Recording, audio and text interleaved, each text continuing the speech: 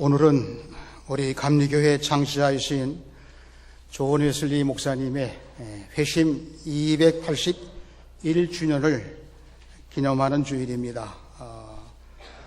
오늘 이 귀한 주일을 맞이해서 우리 감리교 정신인 성결의 은혜가 여러분들 모두에게 풍성하게 임하시고 세계는 나의 교구라고 말씀하신 우리 웨슬리 목사님의 마음과 정신을 담아서 복음의 정인된 사명을 감당하시는 우리 모두가 되시기를 으로 축원합니다. 기독교의 생일이 언제인가 믿지 않는 사람들이 가끔씩 물을 때가 있습니다. 우리는 생일날로 공표된 것은 아니지만 예수님께서 부활하시고 승천하신 후에 약속하신 대로 성령이 임하는 것을 기다리라. 그래서 120문도가 성령 강림을 체험했을 때에 예수님이 세우신 교회로 그렇게 시작이라고 인정을 하고, 우리 기독교의 그리스도교의 생일은 성령 강림절입니다. 금년도에는 6월 둘째 주일이 성령 강림절 기념 주일이 됩니다.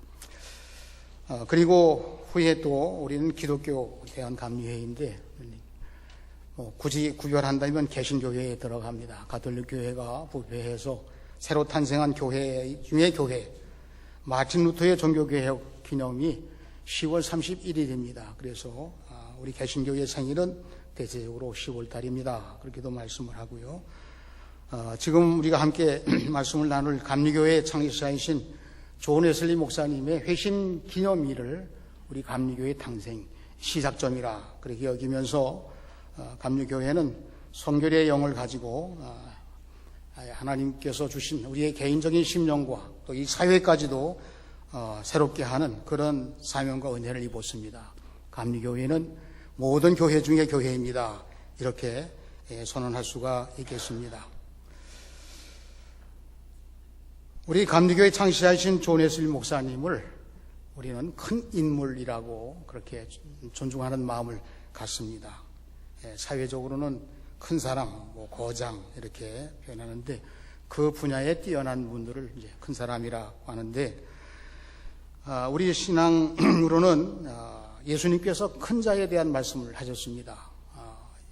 마태복음 18장에 어린아이를 세우시고 천국에서 큰 자에 대한 교훈적인 말씀을 하실 때 교만한 자에서 돌이켜 자기를 낮추는 겸손한 자가 하늘에서 큰 자니라.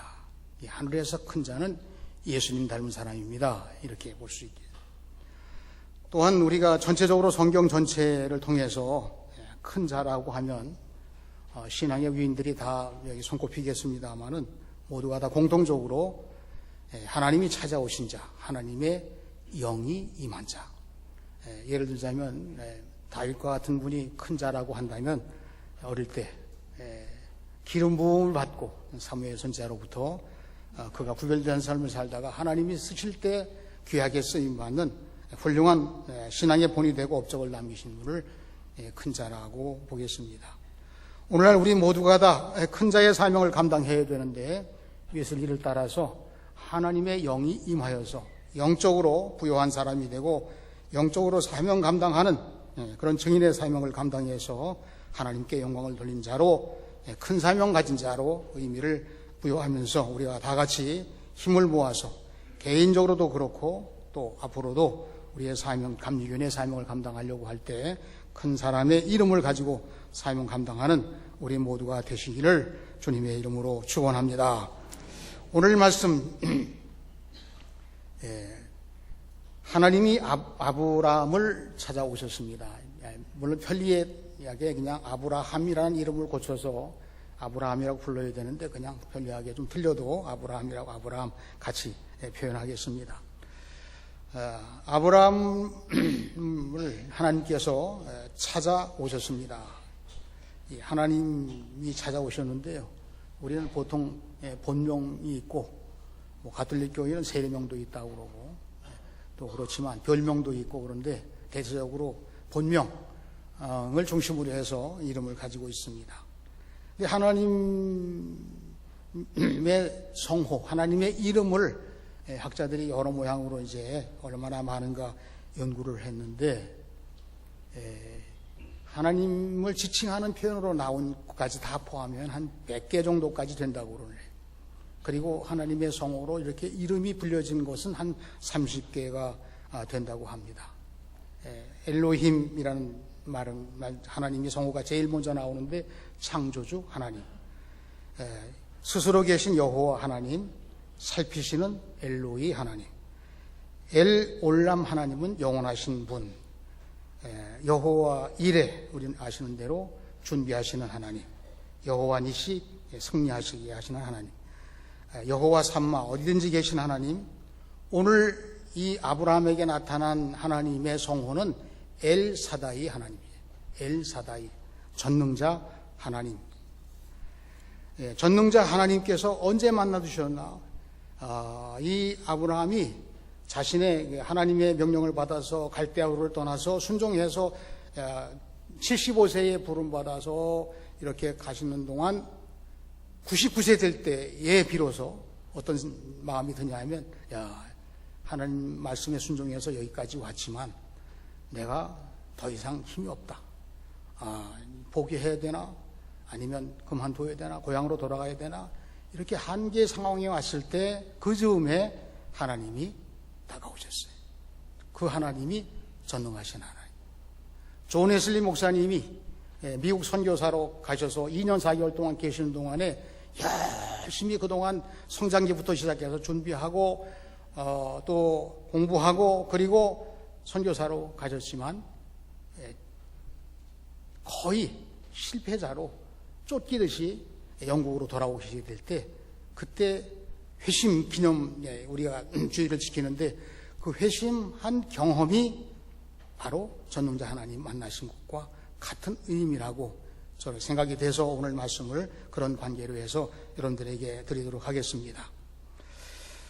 찾아오신 하나님, 엘사다이 전능하신 하나님은 우리가 늘 고백하는 대로 전지전능하시고 무소부재하신 하나님이시라고도 표현되는 것이지만 본래 뜻은 하나님은 절대적인 주권자이시며 완전히 거룩하신 하나님이시다, 이런 표현. 그래서 그 말을 그냥 직역하면 강하고 강하시며 약속을 지키시는 하나님의 뜻도 그 속에 담겨 있어요.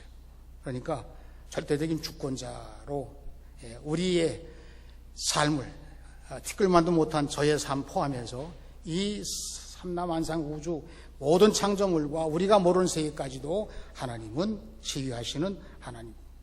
그 하나님이 아브라함에게 말씀하셨습니다. 너는 내 앞에서 행하여 완전하라.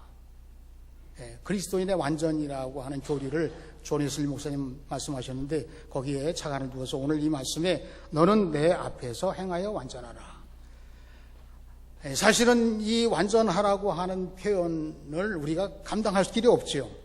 그러나 전지전능하시고 무소부재하신 전능하신 하나님이 나와 함께 하시고 그 하나님 앞에서만 행하는 신앙 고백을 가지고 나가는 자들에게 하나님의 도우심으로 그리스도의 분량까지 자라나는 성결의 삶을 살아갈 수 있습니다.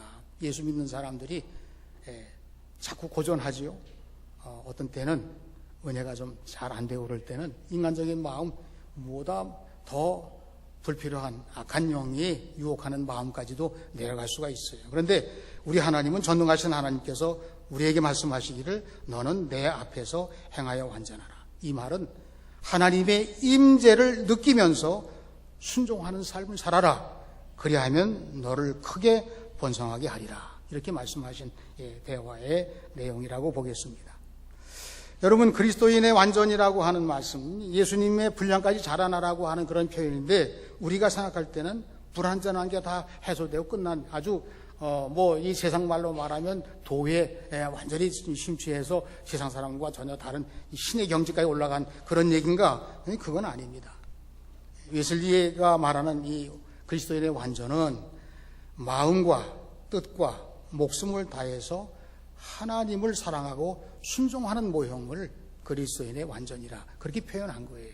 물론 우리가 번역된 말이기도 하고 또 언어적으로 오해의 소지가 없잖아 있지만 온전한 성결, 온전한 성화의 삶을 살아서 그 신앙이 점점 더 성화되어서 마침내 주님과 닮은 모습까지 나아가는 삶을 추구하는 형태를 가리켜서 그리스도인의 완전히, 그 다음 단계가 천국에 해당하는 그리스도인의 영화의 단계라고 이야기를 합니다.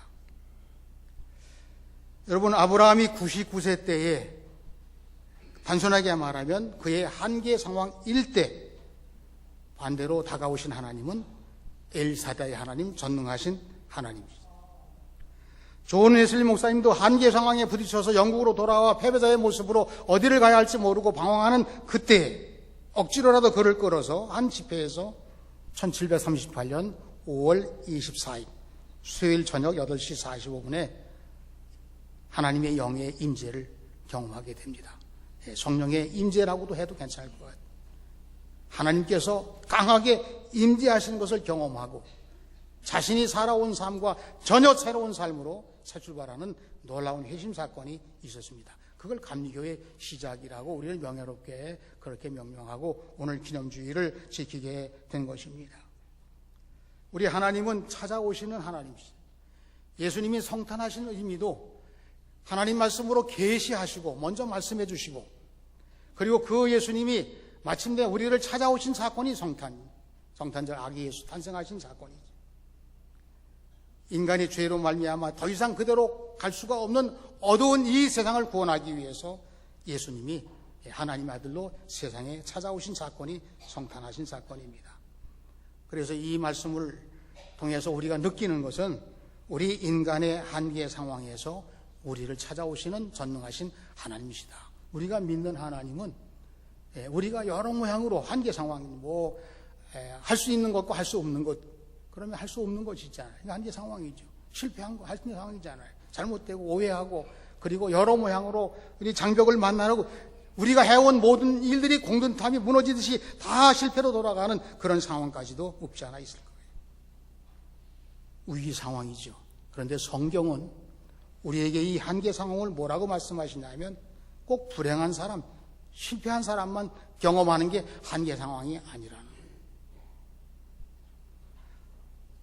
인간의 모든 가능성을 가지고, 지혜를 가지고, 이성을 가지고, 또 다른 사람이 하는 성공 사례를 가지고 여러 모양으로 가능성으로 도전하다가 결국은 실패하고 헛수도하다가 한계 상황이 왔을 때에 비로소 전능하신 하나님을 만나는 때와 같다. 여러분, 한계 상황은 실패하고 불행한 사람이 만나는 게 한계 상황이 아니고, 그래서 극단적인 선택을 하는 게 한계 상황이 아니고, 거기서 하나님을 만나는 것이 그게 한계 상황이에요. 그러니까 믿는 사람은 한계 상황을 하나님 만나는 그런 기회가 되는 것이고, 믿지 않는 사람들은 그것으로 해서 절망에 빠지고 실패하는 사람으로 영원히 회생할 수 없는 그런 사람이 되는 거예요. 창세기 12장에 아브라함은 75세에 부름받아서 약속의 땅으로 보냄받습니다. 큰 민족을 이루고 내 이름을 창대케 하리라. 순종해서 고향을 떠났습니다. 그러나 가나안 땅을 향해서 나아가는 그의 이 75세에 부름받은 그 삶이 99세에 이를 때까지 그의 삶은 매우 아주 어려운 삶이에요.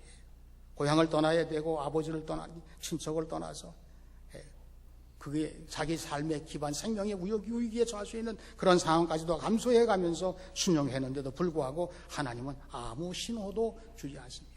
침묵하시는 하나님. 어려울 때 여러분 하나님이 어디 계신가 하고 질문하고 싶을 정도로 내몰린 그런, 보여줄 땅으로 가라고 하셨지만 땅도 주시지 않고 보이지 않고, 큰 민족은 그냥 자식도 후자로 주지 않으시는 이런 상황에서 더 이상 기다릴 수 없는 아브라함의 한계 상황. 오늘 17장 1절, 그때에 아브라함의 나이 99세 때 24년 만에 갈대아 우르에서 약속하신 하나님이 나타나신 것입니다. 여러분, 우리가 하나님 찾아가고 우리가 하나님 어떤 방법이든지 연구해서 강하게 매달리기도 하고 별 방법을 다 쓰지만 그것도 방법이에요. 아닌 건 아니란 뜻은 전혀 아니라는 뜻은 아닙니다. 그러나 원칙은 하나님이 우리에게 찾아오시는 거예요. 나타나시는 거예요. 우리 사정을 이미 다 알고 계신 거예요. 답을 가지고 오시는 하나님이십니다. 새로운 길을 안내하기 위해서 우리와 동행하기를 원하시는 하나님이 이 아브라함을 찾아오셨습니다. 그때의 형편이 어떤 형편입니까? 아브라함의 여러 경우가 있겠지만 그 하나의 예를 들자면 아브라함은 더 이상 기다리지 못하는 가능성의 상황이 다 끝났어요. 그때 이 사례의 나이가 89세이고 아브라함은 99세라고 그랬잖아요. 그러니까 큰 민족을 이루게 하리라 그러면 뭐 내 옆구리에서 뭐가 나와서 이렇게 본성해서 그래서 이렇게 하겠다고 말씀하신 거 아니에요. 자녀가 태어날 시기가 이미 지났습니다. 그리고 뜨거운 마음으로 순종해서 출발한 이 아브라함의 마음속에 꿈과 비전을 가지고 미래를 향해 도전하겠다고 그 강한 하나님을 향한 영적인 욕망은 이젠 식어졌어요. 그런데 인간의 힘으로 할 수 없는 그 상황 속에서 하나님은 아브라함과 사라 사이에 이삭이 잉태되도록 하셨습니다. 하나님이 하신 일이죠. 여러분, 하나님께서 구식으로, 하나님 구식도 하시고 신식도 하시는데 구식으로는 할머니 리브가를 통해서 이삭을 낳게 하셨다. 그럼 신식은 뭐냐? 처녀 마리아를 통해서 성령으로 잉태하게 예수님을 낳으셨습니다. 하나님의 방법은 뭐 구식 신식으로 구약 신학을 가리지 않고 하나님 방법들이 다 나와 있는 게 성경이에요. 더더욱 내가 나 자신이 나를 중심으로 해서 생각해 볼 때 낙심하고 절망하고 내 꿈이 깨지고 포기할 수밖에 없는 그런 상황으로 때로는 너무 병이 들고 사고 후유증으로 어려움 당하고 그래서 내 생각과 마음까지도 강팍해지고 내 주위에 있는 사람들이 다 믿게 보이고 싫어지고 악한 영이 자꾸 유혹해서 예수 믿으면서도 정말 힘들게 고전하는 분들이 얼마나 많은지 알 수 없어요. 그럼에도 불구하고 하나님이 잊어버리신 게 아니잖아요.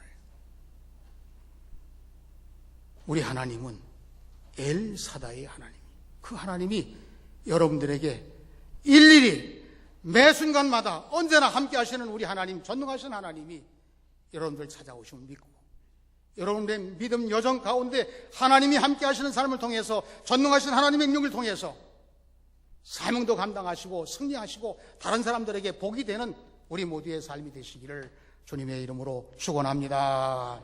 우리 하나님은 여러 가지를 다 하시는 전능하신 하나님이시지만 우리들로 생각할 때는 문제를 해결하시는 하나님이세요. 문제 해결 우리도 할 수 있습니다. 그래서 보여준 예가 바로 전장인 16장에 아브라함이 인간적인 방법으로 해결하는 실수를 저지르게 됩니다. 사례의 몸종 하가를 통해서 이스마엘을 얻게 되죠. 얻긴 얻었는데 갈등 구조로 빠지는 거예요. 집안이 아주 엉망진창이네.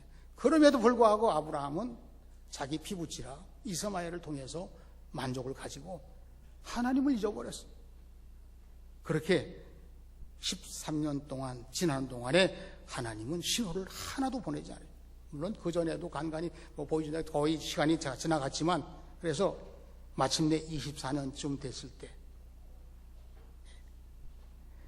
이 신호를 받지 못하는 그런 인간적으로 낭망에 빠져 있는 삶에 어쩌면 존 웨슬리 목사님이 미국 선교에 실패하고 돌아오는 그 기간이 되기도 한다. 이런 생각을 해봤어요. 웨슬리 목사님이 열정적으로 성경 공부하고 기도하고 봉사할 때를 방문하고 이게 다 예수님이 하신 것이니까 그게 무효라는 뜻은 절대로 아니에요. 그러나 그 속에서도 인간적인 열심이 있었다는 것을 우리가 느낄 수 있는 거예요. 왜냐?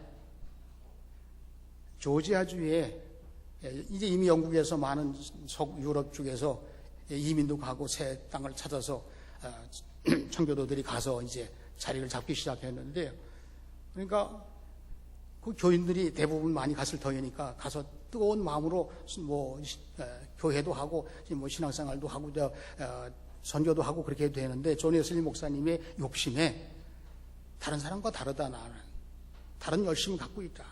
그렇기 때문에 선택을 했어요. 이 조지아주에 아직 문명 세계와 이렇게 접근하지 않은 순진하고도 순수한 인디언들에게 가서 내가 복음을 전하는 선교사가 되겠다.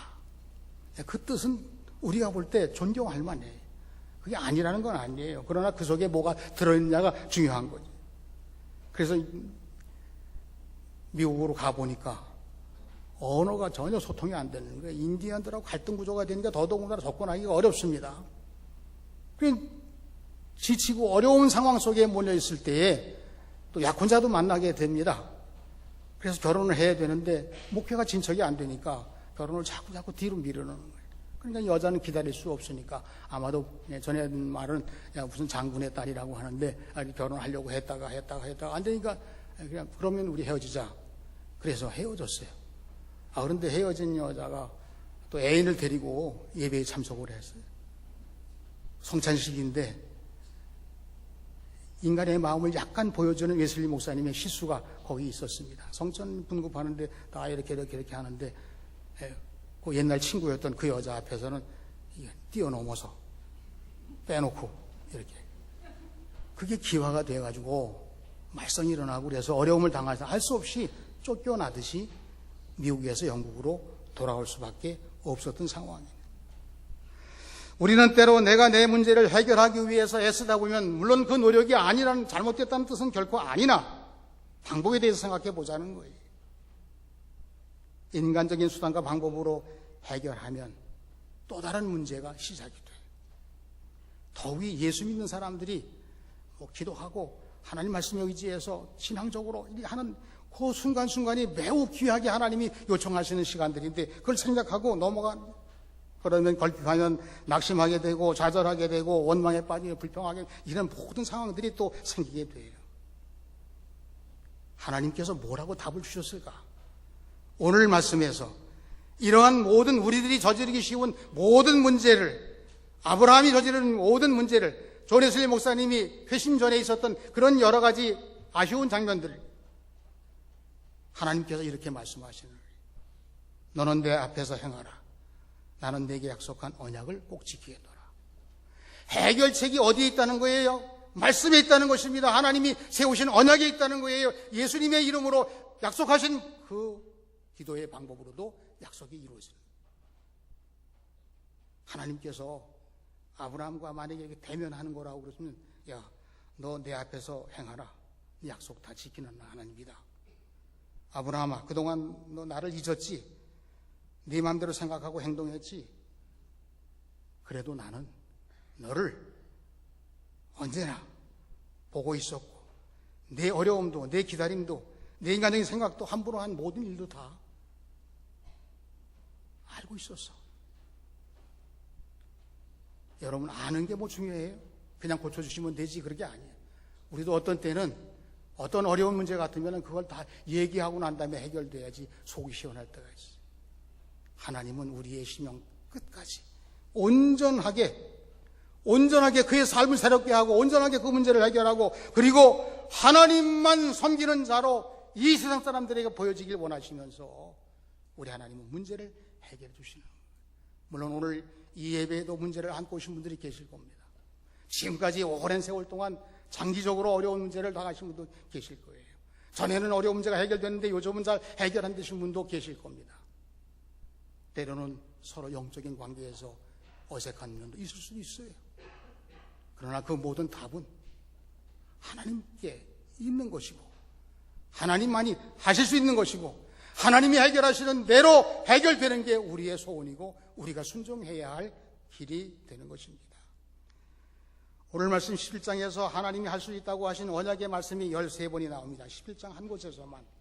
엘사다이 전능하신 하나님은 모든 것을 할 수 있는 전능하신 하나님이십니다. 하늘과 땅에 권세를 가지시고 세상을 섭리하시고 운행하시는 하나님, 특별히 인간을 어머니의 품속처럼 안으시고 사랑으로 돌보시는 하나님, 전능하신 하나님이 강하게 오실 것도 하나님이시지만은 그러나 그 하나님의 섬세한 사랑은 우리들의 호흡조차도 간섭하시고 우리를 품에 안으시는 하나님이십니다. 우리 하나님께로부터 전능하신 하나님께로부터 문제 해결을 받으시고 하나님께서 영광을 받으시는 삶으로 살아가는 우리 모두가 되시기를 주님의 이름으로 축원합니다. 세 번째로 웨슬리 회심에 대한 말씀, 우리가 매년 생일처럼 맞이하면 똑같은 말씀을 드립니다. 웨슬리는 어떻게 문제를 해결했을까? 하나님이 존 웨슬리 목사님에게 어떻게 이 문제 해결을 해 주셨을까? 이렇게 좀 집중해 보는 거예요. 하나님이 문제 해결 방법. 첫째는 문제를 없애주신다. 문제가 하루아침에 그냥 없어지는 거예요. 없어지는 경우도 있고. 두 번째는 하나님이 자주 쓰시는 방법인데 해결할 능력을 주시고 승리의 기쁨을 맛보게 하신다. 그러면 우리가 또 기도하고 같이 협력해서 같이 중보기도도 하고 금식도 하고 또 하나님 말씀 속에서 자기를 찾아보기도 하고 그래서 때로는 하나님이 정말 나를 도와주고 계신가 울면서 나가기도 하지만 결국은 하나님이 해결할 능력을 우리에게 주셨기 때문에 마침내 승리하는 삶. 구약에서는 여호와께서 그 전쟁에 나가신다면 야, 그 사람들 내 손에 붙였어. 승리를 보장해 놓으시고 가서 싸우라는 그런 말씀이기도 해요. 그래서 승리해서 영광을 돌려드리고 하나님의 은혜입니다라는 걸 뒤늦게 더 크게 깨닫고 감사하는 사람들이 되는 거죠. 해결할 능력을 주셨습니다. 전능하신 하나님이시니까 여러분들에게 해결할 능력 주심을 꼭 믿으시기를 축원합니다. 그 다음에 또 문제 해결 방법은 문제를 지나가게 하시는 거예요. 이 문제가 나를 괴롭히고 있는데 그 문제 때문에 나는 한치도 움직일 수가 없는데 어느 순간에 하나님께서 이 문제가 자연스럽게 지나가게 하죠. 대부분 문제들은 우리가 아는 문제도 있지만 모르는 문제도 정말 많은 거예요. 그런데 이 모르는 문제 포함 우리가 아는 문제도 대부분 많은 것을 지나가게 해요. 그 대부분 많은 문제가 염려 속에 들어있어요. 그 다음에 또 하나 문제의 방법인데요. 이걸 꼭 기억하셔야 돼요. 존 웨슬리 목사님이 경험하신 방법인데요. 나를 바꾸어 놓으심으로 문제 해결을 하시는 하나님이십니다. 나를 바꾸어 나를 회심시켜서 나를 전능하신 하나님 마음 거룩하게 새롭게 되는 내 삶을 바꾸어서 내가 진정한 하나님의 자녀로 회복됨으로 바꾸어서 그 문제는 문제도 아니게 하시는 하나님의 해결 방법이 있으신 거예요. 누구에게 달려있습니까? 우리에게 달려있어요. 나에게 달려있어요. 존 웨슬리 목사님 누구에게 달려있었습니까? 웨슬리 자신에게 달려있는 겁니다. 문제를 없애주시기도 하고 해결할 능력을 주시기도 하고 문제를 지나가시기도 하고 그리고 나를 바꾸어서 그 엄청난 문제가 오히려 더 하나님께 영광을 돌릴 수 있는 사명으로 바뀌어져서 그 역사를 통해서 때때로는 복음 전파되게 하시고 땅끝까지도 복음이 전파되는 역사가 일어나게 하시고 그래서 세계는 나의 교구라고 이 구호가 구호로 끝나지 않게 하시고 번영하게 하시고 그리고 많은 사람들에게 역사가 일어나서 나도 복음 전하고 너도 복음 전하고 우리 모두가 다 하나님의 영광을 돌려드리는 복음 전파의 사명을 감당하는 진정한 감리교인이 되는 것입니다. 하나님은 한계 상황에서 존 웨슬리 목사님을 만나주셨어요. 1738년 1월 29일 미국 선교에 실패하고 돌아온 웨슬리 일기장에 이렇게 적고 있습니다. 나는 기독교의 본질을 조지아주의 인디언들에게 가르치기 위하여 고국을 떠난 지 2년 4개월 만에 다시 영국으로 돌아왔다. 그동안 내가 배운 것은 무엇인가? 다른 사람들을 회개시켜 하나님 앞으로 인도하러 갔던 내가 나 자신은 회개하고 하나님 앞으로 돌아섰는가? 아니 회개시키러 간 사람이 자기에게 지금 질문하는 거예요. 나는 그러면 하나님 앞에 돌아섰는가? 이것이 확실치가 않다. 일기장에 쓴 내용. 1738년 2월 18일 그동안 나는 피터 벨런 목사와 많은 대화를 나누었으나 그의 말을 잘 알아들을 수가 없었다. 그의 말을 잘 알아들을 수가 없었어요. 여러분 이 말이 무슨 말이냐면 벨런 목사님은 웨슬리에게 그 하나님의 영이 임한 신앙에 대한 여러 가지 신앙적인 대화를 했는데 제가 여러분들에게 하나님 말씀을 전하고 있는데 여러분들 하나 들리지가 않는 거예요. 왜냐? 내 귀는 인간적인 귀만 열려 있어요, 현재. 그래서 웨슬리가 이렇게 적고 있습니다. 그러나 그가 말할 때 그의 말을 하나도 알아들 수가 없었어요. 그래서 그가 말할 때 나의 형제여, 당신의 그 철학을 깨끗이 잃어버리십시오. 이 말만은 분명하게 알아들을 수 있었다. 이게 무슨 뜻이에요? 신앙적인 말은 제대로 이게 내 마음이 닫혀서 들리지가 않고 그냥 보통 사람의 말로 한 당신 내 이성적으로 인간적 열심 가지고 철학으로 너 열심히 한 거 그거 버리지 않으면 하나님이 너 영으로 오셔서 쓰지 않고 하나님의 능력이 임하지 않는다. 이 말을 할 때 인간적인 말만 들렸다는 거예요. 그러니까 내 상태가 뭐냐라고 하는 것을 거기에 적고 있는 것입니다. 1738년 5월 24일 수요일 저녁 8시 45분경 웨슬리는 별로 마음이 내키지 않았지만 올드스게이트라는 그런 조그만 골목길입니다. 거기에 우리로 말하면 속회 모임 같은 작은 모임, 모라비안 교도들이 모이는 한 15명에서 20명쯤 모이는 그 모임에 참석을 했습니다. 한 사람이 루터의 로마서 주석 서문을 읽고 있을 때 목회자들이 설교 준비하기 위해서 성경을 해석한 전문적인 서적이 있습니다. 그걸 주석이라고 그래요. 거기에 이 로마서에 대한 내용 전체에 대한 이야기를 하기 위해 서론으로 적은 부분을 읽을 때 웨슬리는 이상하게 마음이 뜨거워짐을 느꼈다.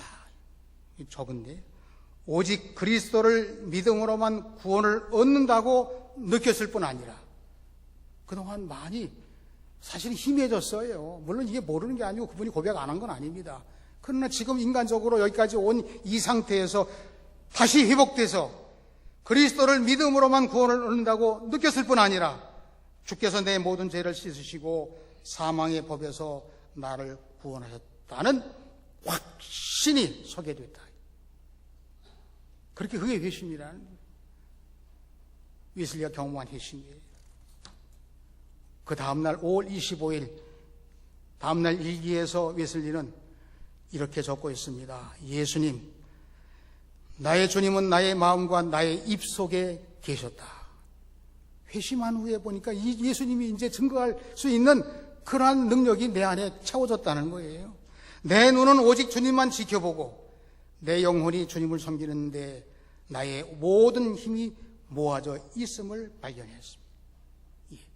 웨슬리가 패배자로 돌아온 상황에서 전능자 하나님을 만난 것 같은 그런 결과 다시 오직 예수님만 증거할 수 있는 그러한 복음과 그 능력과 그 놀라운 열정이 다시 회복돼서 이제 하게 됐다고 그때부터 감리교 운동이 일어나게 된 거예요. 감리교 운동, 웨슬리가 이 외친 이 모든 말씀들이 감리교회로 그렇게 세워지게 되고 오늘의 감리교회가 그 후예들입니다. 이렇게 말씀을 드리는 것입니다.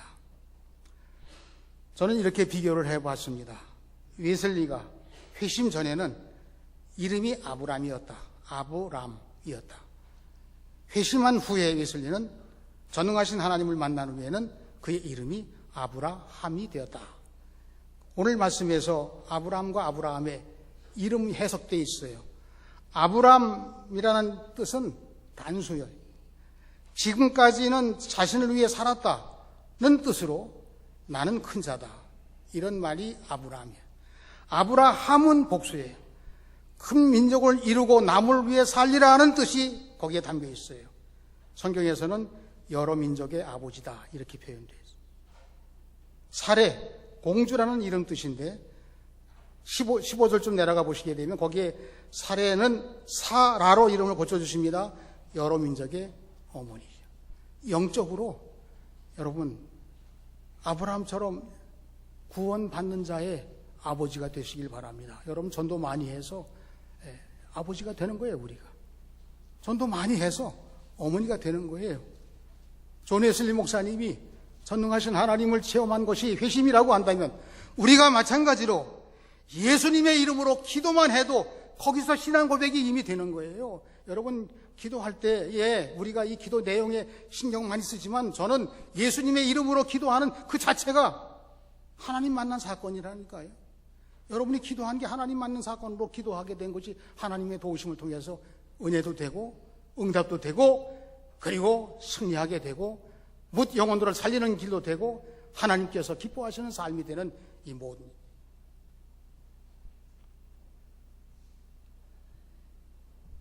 아브라함의 모습으로 세계는 나의 교구라고 그렇게 하셨다 말씀으로 저는 이해됐어요. 한계 상황에서 만나주신 그 하나님은 전능하신 하나님, 우리에게 답을 가지고 약속하신 하나님.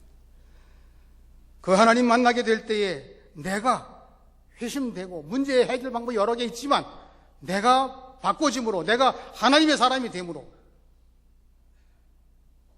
승리하는 여러분들 모두가 되시기를 축원합니다. 세계는 나의 교구.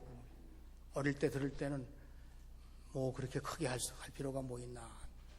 조금 더 중고등부 때는 교구마다, 예를 들어서 뭐 신풍교구 그러면 신풍교구에 임명받은 목사만 설교하고 거기서만 설교하고 밖에 나가 설교하면 안 된다고 이렇게 제한된 것으로 들을 때, 뭐 그때는 좀 심했네. 뭐 그런 정도인. 오늘의 이 말씀이 영적으로 전능하신 하나님이 내게 다가오신, 우리는 큰 현민족을 이루는 세계는 나의 교구라고는 이 위대한 유산이 감리교회 큰 인물이신 존 웨슬리 목사님의 이 거룩한 회심을 통해서 우리들에게 이루어진 사건은 우리들이 감동적이고도 전율이 일어나야 될 것이고, 뿐만 아니라 하나님이 나와 함께 하시고 하나님 앞에서 살아가는 우리의 모든 신앙생활에 대해서 열매를 맺어야만 되는 사명을 가진 감리교인으로 힘차게 정진해 나가시는 우리 신풍교회의 모든 성도가 되시기를 주님의 이름으로 축원합니다. 기도. 하나님 아버지, 영으로 새롭게 하시고 진리로 풍성하게 해주셔서 존 웨슬리 목사님의 큰 그릇에 큰 열매되는 우리 모두가 되게 하시고 땅까지 복음을 증거하는 세계는 나의 교구로 나아가는 우리 신풍교회의 모든 성도가 되게 하여 주시옵소서. 예수님의 이름으로 기도하옵나이다. 아멘.